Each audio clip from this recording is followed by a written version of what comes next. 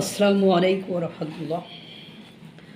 আপনাদের একটা গল্প শোনাবো, ভারত বিরোধীদের কান্নার গল্প একটা শোনাবো, যে আপনাদের যাতে এই পরিবেশ পরিস্থিতি না হয়, যেন বলতে না হয় কান্দি কি আর সাদে, মানে এই কথা যাতে বলতে না হয়।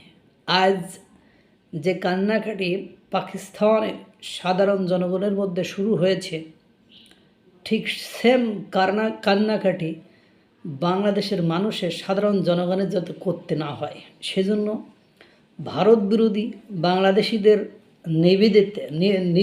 নিবেদন করেছি এই গল্পটি একটু বোঝার বা উপলব্ধি করার জন্য।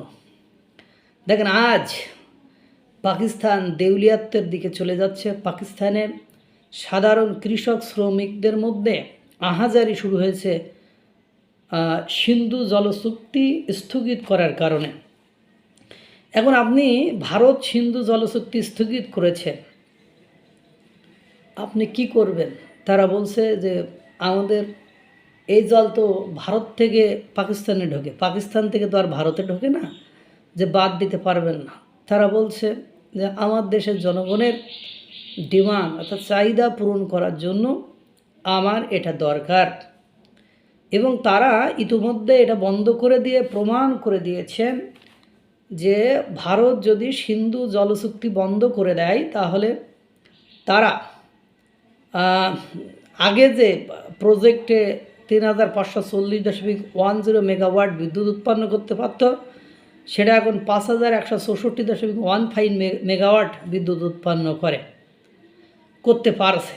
সুতরাং সেখানে আন্তর্জাতিকভাবে আপনি কি বলবেন? আমার জিনিস আমি দিব না। আমার সব দেশের ক্ষেত্রেই তো ফার্স্ট প্রায়োরিটি, যে আমার আগে পূরণ হবে, তারপর সাবসিডাইজ থাকলে, ভর্তুকি থাকলে তারপরে আপনাকে দিব।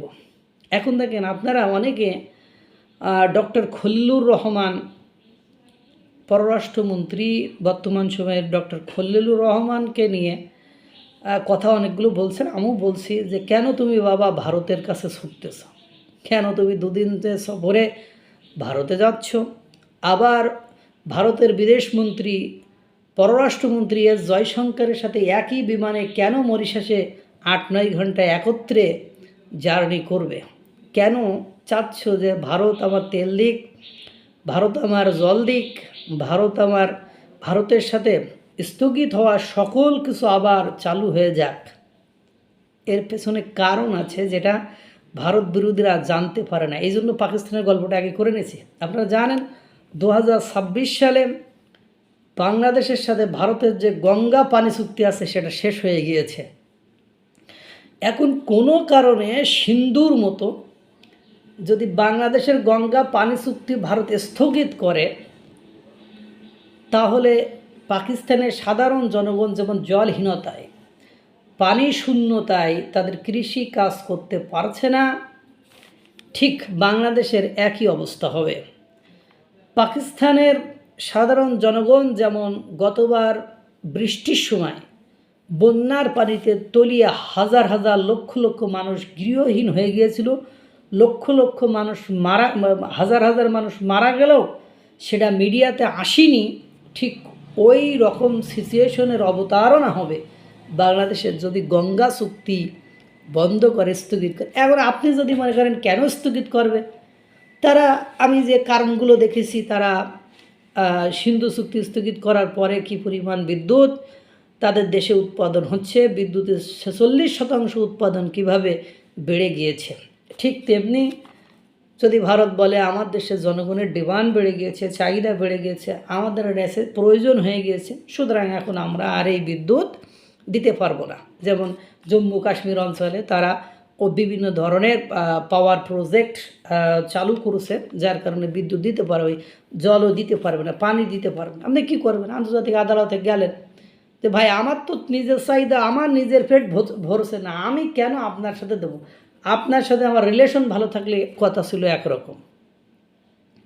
তা ঠিক গঙ্গা চুক্তি যদি খলিলুর রহমান, পররাষ্ট্রমন্ত্রী খলিলুর রহমান ভারতের সাথে, বা বর্তমান সময়ের মাননীয় প্রধানমন্ত্রী তারেক রহমান ভারতের সাথে না করতে পারেন, এই গঙ্গা চুক্তি বাস্তবায়ন করার জন্য ডক্টর ইউনূস সরকার প্রথম দিকে ভারত বিরোধিতা করলেও শেষ মুহূর্তে আপ্রাণ চেষ্টা করেছে, কিন্তু তার সাথে ভারতের সম্পর্ক ভালো ছিল না, এই জন্য তারা আগায়নি। কিন্তু এখন যদি তারেক রহমান এই চুক্তিটি না করতে পারেন, তাহলে বাংলাদেশের কি অবস্থা হবে একবারও ভেবে দেখেছেন কি?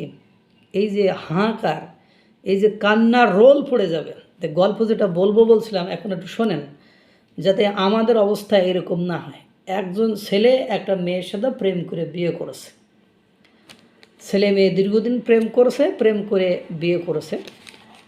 বিয়ে করার পরে বাসর ঘরে যে ছেলেটা মেয়েটাকে বলছে, চলো দুইজনের মাথায় হাত দিয়ে কিরি করি, যে আমি যদি কোনো কারণে মারা যাই, আমার কবরের মাটি না শুকানো পর্যন্ত তুমি বিয়ে করতে পারবে না। তবে ঠিক আছে, ভালো কথা। মারা যাবে না, আল্লাহ না করুক, সে বর্ষাকালে ছেলেটি মারা গিয়েছে। ছেলেটি মারা গেলে আপনারা জানেন, গ্রাম অঞ্চলে আগেকার আমলে কবরস্থান হইতো সব বাঁশ ঝড়ের তলে, মানে বাঁশ গাছের নিচে, বাঁশবাগানে হইতো। বাঁশবাগানে তার কবরস্থ করা হয়েছে। বাঁশবাগানটা ছিল ঠিক মসজিদের পাশে, একটা বাঁশবাগানে, রাস্তার পাশে বাঁশবাগানে, মসজিদের পাশে। মুয়াজ্জিন সাহেব এভাবে 3 মাস 4 মাস 5 মাস গেছে, এর মধ্যে মেয়েটি আর একজনের সাথে রিলেশনে জড়িয়ে পড়েছে। এখন মাথায় হাত দিয়ে কিরি করা, এর অনেক আগে, এগুলো তো কুসংস্কার হলেও আগেকার মানুষ বিশ্বাস করতো। এখন মেয়ে তো আর বিয়ে করতে পারে না, ওদিকে রিলেশন খুব গ্রো আপ করেছে, বেড়ে গিয়েছে। এখন ওই কবরের মাটি না ঢোকাইলে তো বিয়ে করতে পারে না। এমন বাঁশ ঝড় তলায় মনে করেন এই বছর এমনও হয়েছে, হয়তো বা ঘন ঘন বৃষ্টি হচ্ছে, আর বাঁশ তলার মাটিতে অধিকাংশ সময় ভেজাই থাকে। আর একটু ঘন ঘন বৃষ্টি হলে তো কথাই নেই, প্রশ্নই ওঠে না। কবরের মাটিটা শুকাচ্ছে না, আর না শুকাইলে রে ভাই, এ মহিলা কী করে, বাড়ি থেকে হাত পাখা, আগে দেখুন তার ফ্যান ম্যান নেই, হাত পাখা নিয়ে প্রত্যেক দিন ইচ্ছা মতো ওই বাতাস দেয়, ওই কবরের উপরে ইচ্ছা মতো বাতাস দেয়, আর জোরে হাউমাউ করি কান্নাকাটি করে। আর মসজিদের মুয়াজ্জিন ভাবছে যে এ মনে হয় ও স্বপ্নও দেখেছে যে ওর বরের কবরে আযাব হচ্ছে, তাই ও মানে বাতাস দিয়ে কবরে আযাব দূর করার জন্য চেষ্টা করছে। তাই বলছে, মা এভাবে কান্নাকাটি করে পাখার বাতাস দিয়ে কি কবরের আযাব বন্ধ করা যায়? তো তখন মহিলা বলছে, কান্দি কি আর সাদে, কবরের মাটি না শুকাইলে তো বিয়ে করতে পারছে না। তা গঙ্গা চুক্তি, সিন্ধু চুক্তির মতো জায়গায় নিয়ে যে তারপরে সাধারণ জনগণের জন্য কান্নার কারণ হয়েন না, তখন বলেন না হায় হায়, এই যে গঙ্গা চুক্তি না হলে তো আমরা না খেয়ে মরে যাচ্ছি, এটা না হলে তো আমরা হচ্ছি যে কবরে মাটি না শুকলে বিয়ে করতে পারতাম না, তো গঙ্গা চুক্তি না হলে তো আমরা শেষ হয়ে যাচ্ছে। একথা বলার মতন পরিবেশ তৈরি করিয়েন না।